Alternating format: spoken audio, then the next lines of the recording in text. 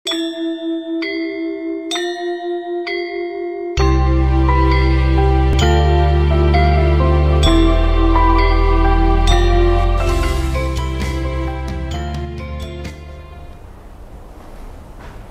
good day kawan-kawan. Pada podcast kali ini kami kedatangan tamu spesial dari salah satu senior dan rekan kerja yang saat ini sedang berkarya darat.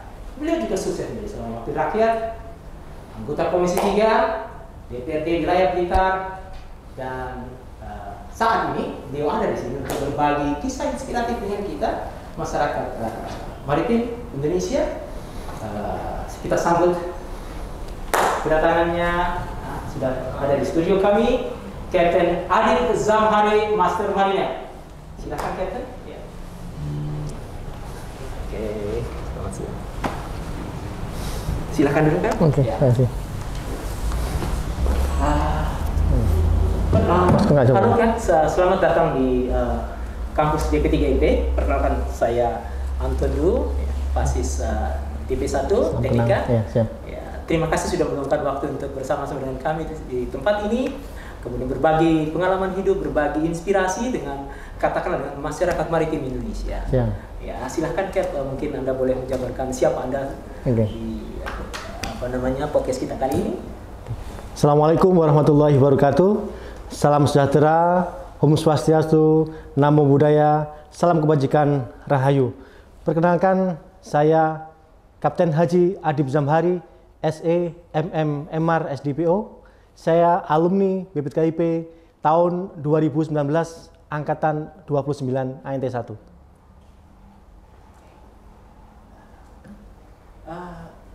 Pak, menurut informasi yang kami dapat, Kapten pernah bersekolah di sini. Betul. Berarti Kapten alumnus daripada BPTKIP sendiri. Boleh Kapten ceritakan pengalaman Kapten selama mengikuti pendidikan di institusi pendidikan ini, Kapten? Alhamdulillah, saya tahun 2014 mengikuti pendidikan ANT1 di sini. Saat itu direkturnya adalah Kapten Bambang Purnomo, dan saat wisuda, saat Menteri Perhubungan adalah Bapak E. Mangindaan. Dan selama saya mengambil ANT1 di sini, alhamdulillah diberi kelancaran, dan saya tidak ambil ANT1 saja, saya juga ambil strata 1, sarjana ekonomi di STMT Trisakti Jakarta juga. Jadi katakanlah berarti Anda punya segudang aktiviti ketika betul ya. Dan itu tidak mempengaruhi katakanlah prestasi Anda belajar bagaimana Anda mengikuti pendidikan di tempat ini, kemudian Anda harus ke tempat lain lagi, apakah itu menjadi satu kesibukan yang bikin tentu ini bikin suatu yang full ya buat Anda, itu melelahkan buat Anda. Tapi bagaimana pengalaman Kapten ketika itu? Nggak itu aja, saya juga berkarir saat itu juga. Saya bekerja di PT Abadi Mandiri Internasional sebagai crewing manager. Jadi saya pagi saya kuliah di BPTKIP, saya siang saya bekerja di Abadi Mandiri Internasional, dan sore sampai malam saya kuliah di Trisakti Jakarta. Jadi pagi sampai malam saya full. Dan sampai full. Saya selesaikan semua. Alhamdulillah selesai sesuai target semua. Baik, oke. Kemudian begini, saya tahu sekali Topaz Baye. Saya kebetulan berasal dari perusahaan yang kita satu perusahaan ya, kita sama betul. Topaz Baye ya. Sekarang berganti nama menjadi PNO. Betul. Saya tahu Topaz Baye itu adalah salah satu kapal AHTS ya. AHTSDP di armada daripada PNO atau Topaz Marine. Biasanya kapal itu dihuni oleh kapten-kapten berkebangsaan Eropa. Tapi satu hal yang luar biasa, Kapten adalah nakoda pertama bangsa Asia, dan kemudian satu hal yang membanggakan, Kapten adalah Kapten Indonesia pertama yang ada di kapal dalam armada Topaz Marine. Ini satu hal yang luar biasa buat Kapten. Apakah ada kendala moral atau mental? Sebab itu saya tahu bahwa bawahan Anda pasti orang-orang Eropa ya, dan kemudian bangsa-bangsa lain yang ada kalanya kita melihat bangsa Eropa sebagai mereka intelektualis yang cukup, tapi saya melihat Anda bisa melewati hal seperti itu. Bagaimana Kapten bisa berbagi pengalaman, apa yang memotivasi Kapten, kemudian bagaimana Anda overcome from what difficult things at the time? Mungkin sudah jam terbang ya. Memang dari awal dari ijazah masih ANT3 kita sudah biasa belajar di luar negeri. Jadi sampai strata tertinggi menjadi master marine, menjadi kapten kapal, sudah terbiasa. Kita udah biasa berkumpul dengan orang-orang campuran mixing country. Jadi makanya begitu saya di Topaz Valle dan di sana dipercaya sebagai master, sudah terbiasa kita dengan berbagai negara sudah kita mengalami. Apakah ada kiat-kiat tersendiri untuk katakan mengalami misalnya mengatasi perasaan minder dan sebagainya ketika kapten bekerja di atas kapal tersebut? Saya kira kalau kita udah pengalaman, kita udah berkali-kali bertemu dengan langsung, nggak ada perasaan minder, nggak ada. Tidak ada itu. Abang pun juga ngalami lah. Kalau kita udah biasa, kita udah enjoy aja karena kita udah confident, kita punya kemampuan untuk itu. Ya. Kemudian Kapten, saya tahu dan saya rasa mungkin banyak orang tahu ya kaptennya. Go international, be a captain in international waters, and then be a captain in foreign vessels with mostly European was there or American, whoever there. Yeah, let's say that we come from the third developing country, but what is it? What do you call it? There is of course you will make good money there, right? Anda punya penghasilan yang cukup di sana untuk kemudian itu bisa membuat Anda hidup yang lumayan ya. Tapi apa yang memotivasi kapten untuk berubah? Katakan saya mau berubah pada kapten, merubah pemikiran kapten untuk meninggalkan kehidupan yang cukup lumayan di sana untuk kemudian full berkarir di darat di Indonesia. Dalam kehidupan saya selalu ada target. Saya itu ada target-target yang harus saya bisa tempuh, harus bisa raih. Makanya terakhir dengan jabatan senior DPO, abang tahu sendirilah berapa penghasilannya, bukan per bulan lagi kan? Ya. Kita gaji adalah per day. Kita per day, per hari berapa? Memang kalau dibandingkan finansial memang sangat besar sekali. Per hari aja abang tahu kita bisa berpenghasilan berapa. Jadi saya ada target, usia segini saya harus ke darat. Saya harus ada target. Makanya setelah menginjak usia yang target saya tersebut, saya ke darat sebagai DP instructor. Saya DP instructor di Semarang selama 4 tahun. Setelah itu saya kembali ke kampung halaman saya di Blitar sebagai wakil rakyat, sebagai anggota DPRD Kabupaten Blitar. Maaf, saya sering mendengar tentang konsumsi. Kita punya standar konsumsi, Pak ya, konsumsi hidup ya. Terbiasa hidup dengan konsumsi seperti ini, kemudian turun seperti ini. Apakah ini tidak menjadi kendala, tidak menjadi problem dalam keluarga, katakannya problem moral buat kapten sendiri? Sebenarnya tergantung kita gimana bisa memanage dengan baik. Karena bagi kita, bagi saya, penghasilan berapapun, penghasilan besar, menengah maupun kecil, tergantung kita mengelolanya dengan baik. Penghasilan besar, pengeluaran pasti besar. Penghasilan sedang, pengeluaran sedang. Jadi kita bisa menyesuaikan lah. Alhamdulillah istri bisa memanage semuanya. Dan memang kita udah ada target, ada planning dan ada saving. Jadi selama saya bekerja, mungkin pas waktu penghasilannya besar, saat itulah saatnya kita saving. Tapi setelah savingnya cukup, baru kita bisa melangkah ke darat. Makanya saya berharap rekan-rekan saya yang di laut pandai-pandailah saving, pandai-pandailah menabung.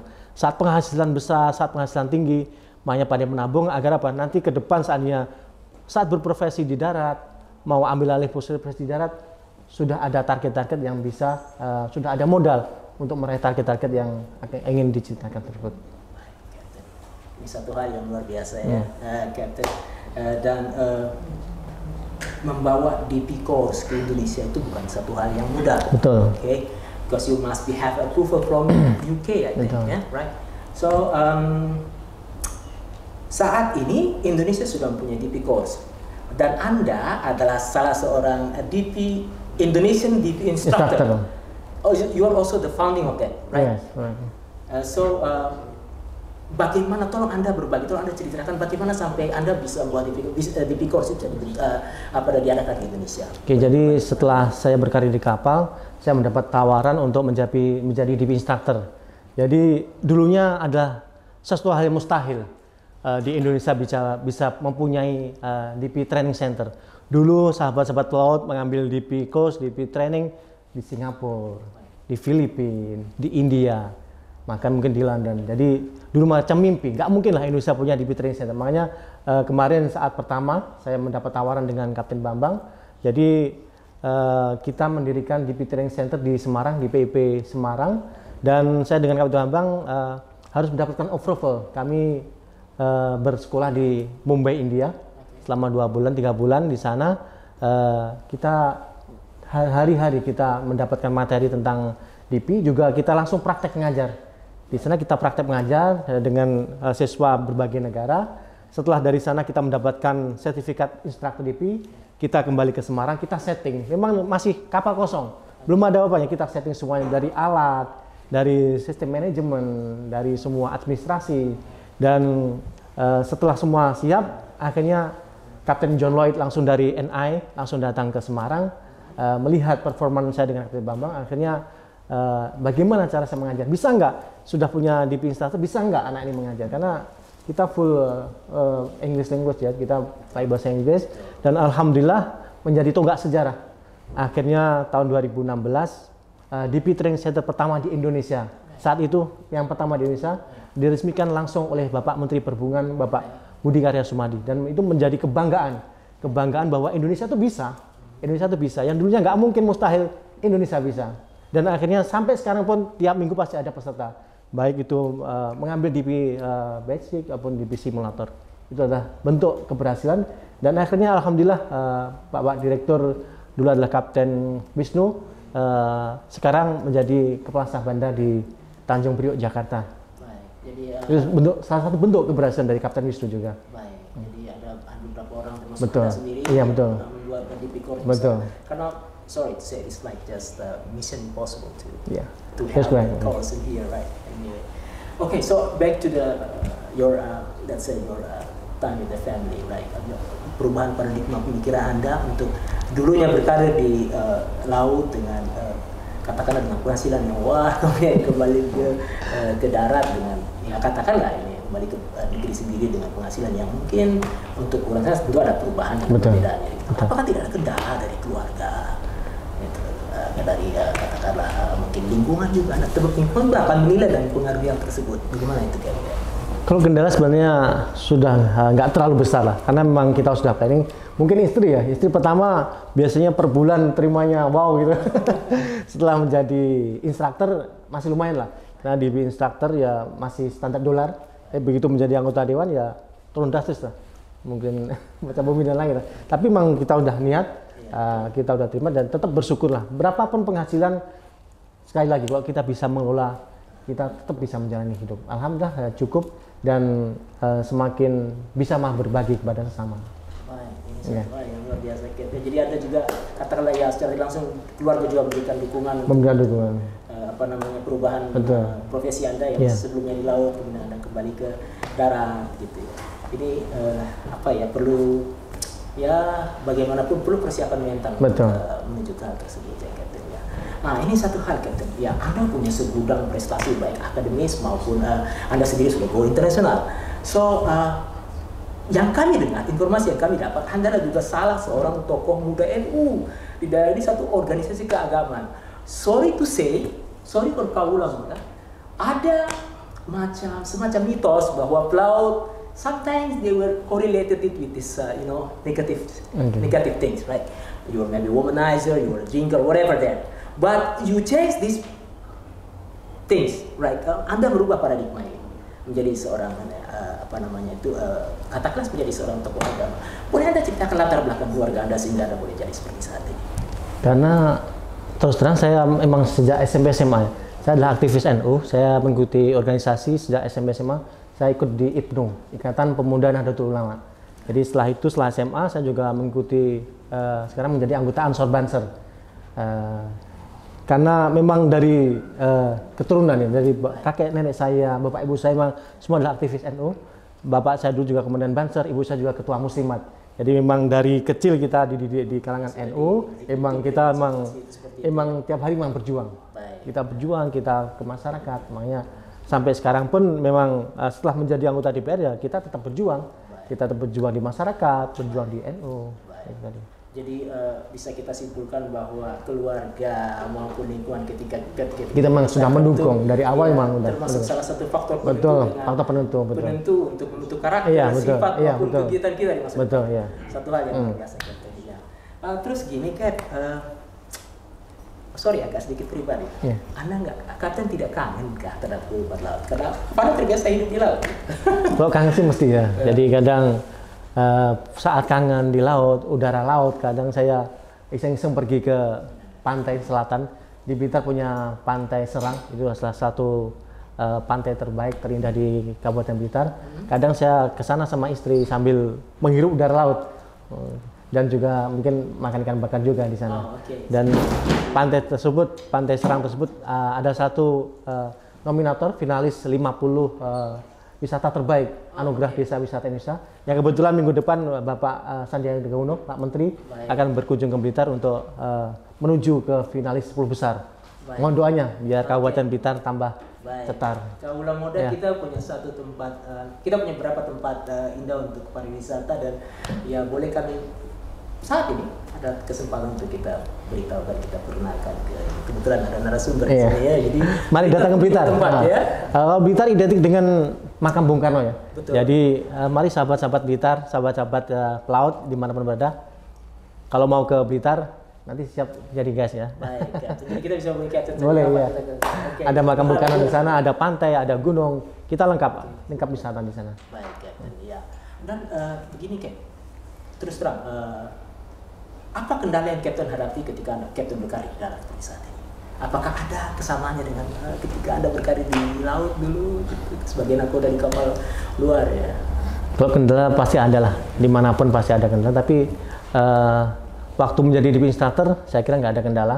Terus menjadi anggota DPRD mungkin ada kendala, tapi saya bisa memanage kendala tersebut.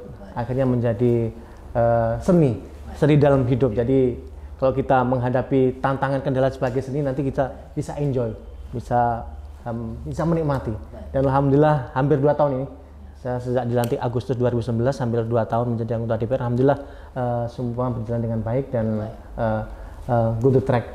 Karena saya juga memberikan pengalaman, memberikan pengetahuan, juga memberikan pelajaran bahwasanya menjadi anggota DPR itu saya informasikan kepada masyarakat. Karena saya di sosmed, di Facebook, Instagram maupun di Twitter, kegiatan saya tiap hari saya laporkan kepada masyarakat.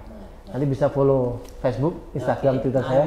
Jadi tiap hari saya laporkan ke masyarakat. Karena saya dulu berpikiran anggota DPR itu kerjanya apa? Kita dulu mikir gitu kan, apa sih kerjanya DPR? Makanya saya memberikan salah satu terobosan tiap hari apa yang saya kerjakan, apa yang saya lakukan sebagai wakil rakyat, saya laporkan ke media sosial. Jadi masyarakat tahu, pemilih saya tahu, konstituen tahu. Oh, Pak Adib itu bekerja. Oh, Pak Adib sudah di sana. Mereka akan tahu semuanya. Itu salah satu terobosan saya. Baik, dan Anda kan berkarir di kapal, di laut, satu masyarakat kecil yang ada di dalam lingkungan terbatas katakanlah. Ya, oke, Captain. Tapi menjadi wakil rakyat itu kan Anda harus bersosialisasi. Kemudian Anda harus punya dukungan massa yang cukup kuat. Nah, bagaimana dengan tentu ini satu hal yang seperti kontradiktif kan ya, dari masyarakat kecil, kemudian saya harus punya waktu untuk kemudian cari dukungan. Katakan kita bisa cari dukungan, kemudian saya harus pengenalan terhadap masyarakat. Nah, apa yang bagaimana cara Captain manage ini sehingga you are not only lead the people on the vessel, but you can lead the people on the socials. I mean di dalam masyarakat. Saya kira hampir sama aja ya. Meskipun kita bersosialisasi kecil di kapal, akan tapi kita kan berbagai negara, berbagai sifat, berbagai perilaku. Makanya begitu di masyarakat, saya kira hampir sama saja. Makanya kita nggak terlalu beda jauh. Makanya kita pandai-pandai kita lah, bagaimana kita bergaul, bagaimana kita bermasyarakat. Seperti kita bagaimana pandai-pandai bergaul di kapal, bagaimana dengan kru yang lain yang kita mixing kru itu kan. Di Topaz kan pasti mixing kru lah. Multinational language, multinational and with multicultural, multi-language, but you have to lead those people to be what we call it working in one goals, right? Makanya di masyarakat pun kita nggak kaget karena kita udah terbiasa lah campur berbagai, jangankan berbagai suku, berbagai negara itu udah pernah, kita bisa. Begitu di masyarakat ya kita tinggal melanjutkan aja kebiasaan kita. Ya. Dan maaf, apakah Anda punya kiat-kiat tertentu untuk supaya bagaimana Anda ini menjadi anggota DPR? Itulah, tolong kalau ada dibagikan asal mulanya seperti apa gitu, Cap. Sampai Anda yang berkarir di laut kemudian dikenal oleh masyarakat dan kemudian menjadi wakil mereka, itu satu hal ya. Itu dia yang Some things like this very difficult for us. emang yang pertama memang bukan dari niat pribadi sebenarnya. Yang pertama adalah ada masukan-masukan, ada desakan dari bawah. Sebenarnya dari awal saya nggak ada cita-cita untuk menjadi anggota DPR, nggak ada. Terbesit pun saya nggak ada dulu. Menjadi DP instructor bagi saya udah cukup, istilahnya udah untuk penghasilan juga cukup. Saya juga bisa memberikan ilmu karena saya waktu menjadi DP instructor saya mikir saya juga jariah ilmu. Selain saya memperoleh pendapatan penghasilan, saya berjariah ilmu. Akan tetapi saat saya menjadi DP instructor banyak sekali masukan-masukan. Wah, kayaknya ini Adi pas untuk menjadi anggota dewan karena bagi masyarakat, bagi konstituen pendukung saya mikirnya dari segi pemikiran mungkin pas, dari sekolah sudah pas, dan juga dari finansial dan juga dari jaringan sudah punya, makanya banyak sekali desakan agar saya maju sebagai wakil rakyat, dan alhamdulillah 2019 saya bisa menjadi anggota DPRD Kabupaten Blitar, dan sekarang saya duduk di Komisi 3, Komisi Pembangunan. Dan saya juga duduk di Badan Anggaran, DPRD Kabupaten Blitar. Masih belajar. Dan alhamdulillah sekarang pun saya juga dipercaya menjadi bendahara umum. Bendahara umum DPC Kabupaten Blitar. Dan alhamdulillah kemarin Pilbub bupati kami adalah dari partai kami, dari ketua PKB kami. Iya, sekarang menjadi bupati, bupati Kabupaten Blitar, dan bupati pertama perempuan di Kabupaten Blitar dari partai PKB, dan saya ditunjuk sebagai bendahara umum. Meskipun masih belajar, alhamdulillah pelan-pelan tapi pasti bisa mengenal bagaimana sih politik, bagaimana sih berorganisasi. Karena ini dunia baru bagi saya. Dunia baru. Kan kita di dunia pelayaran kan, di dunia maritim, dunia DP, ada dunia baru. Betul. Karena Anda berasal dari katakanlah masyarakat yang terbatas. Kapal itu kan tempat di mana ya sosial masyarakatnya sangat terbatas, tapi Anda bisa mendapatkan dukungan di darat yang penting kita yang penting kita jangan lelah untuk belajar. Dimanapun tepatnya, dimanapun susahnya, jangan lelah untuk belajar. Terus belajar, akhirnya bisa. Jadi pelaut pun bisa menjadi politisi juga. Makanya nanti sahabat-sahabat pelaut yang ada minat, yang ada keinginan, bisa nanti konsultasi langsung ke saya. Bisa nanti. Itu yang menjadi bisa nanti.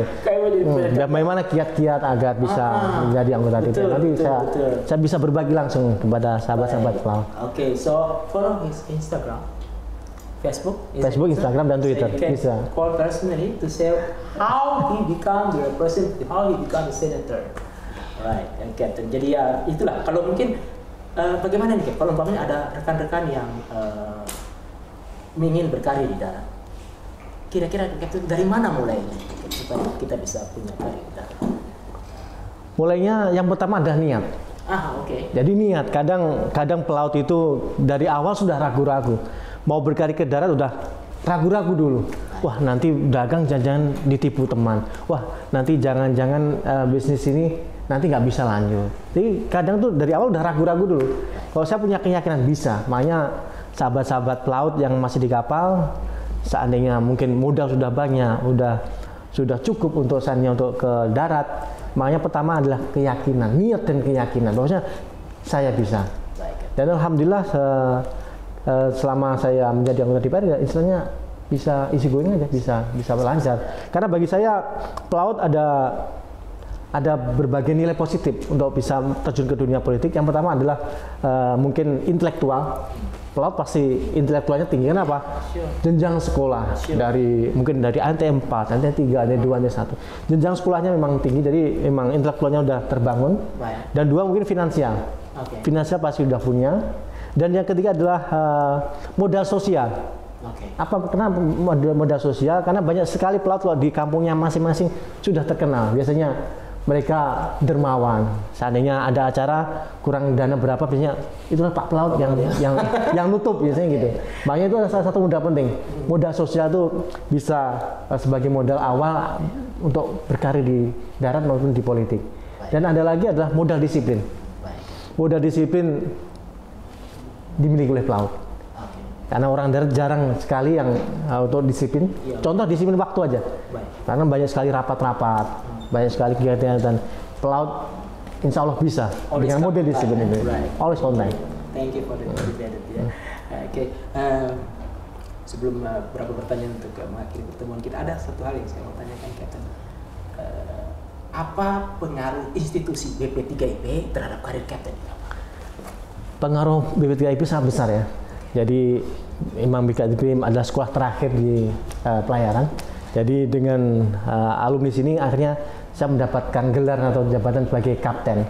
Dan saat ini pun saya meskipun sudah nggak di kapal, di kampung saya, di kabupaten saya di Blitar, saya udah panggilnya kapten. Tetap kapten.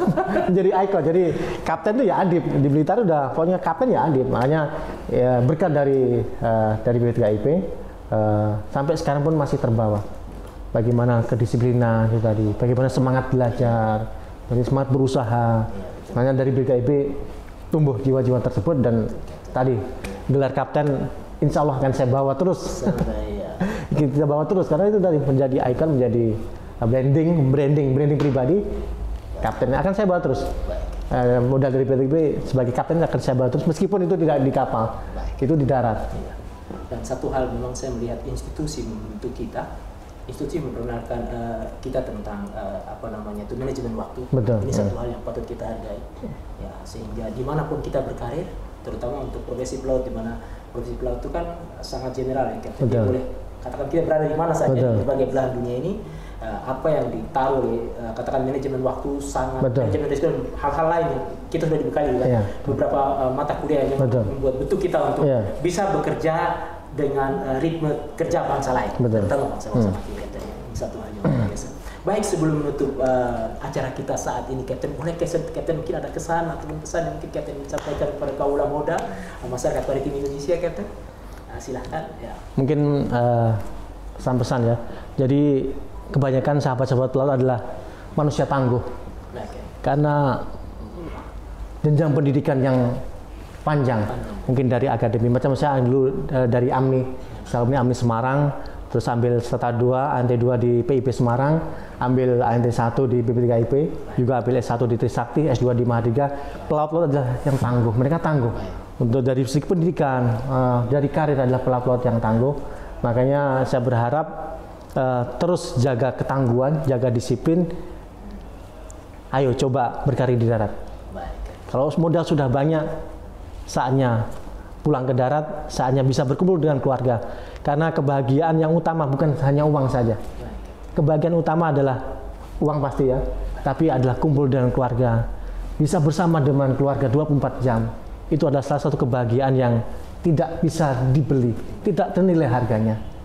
Dan salah satu moto hidup saya adalah salah satu hadis ya.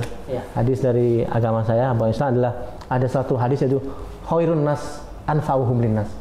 Sebaik-baik manusia adalah yang bisa bermanfaat kepada sesama. Itu adalah salah satu moto yang saya pegang.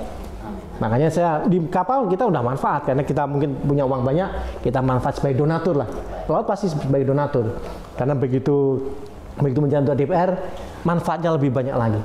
Lebih banyak manfaat karena bisa berbagi sesama, bisa mendengarkan aspirasi warga, bisa mendengarkan keluhan-keluhan masyarakat, dan bisa menyelesaikan masalah-masalah yang ada di masyarakat. Menjadi kepuasan batin. Wah, ini satu hal yang luar biasa, Kapten. Masih banyak yang perlu dibagikan, tapi sayang sekali ya waktu sudah membatasi kita.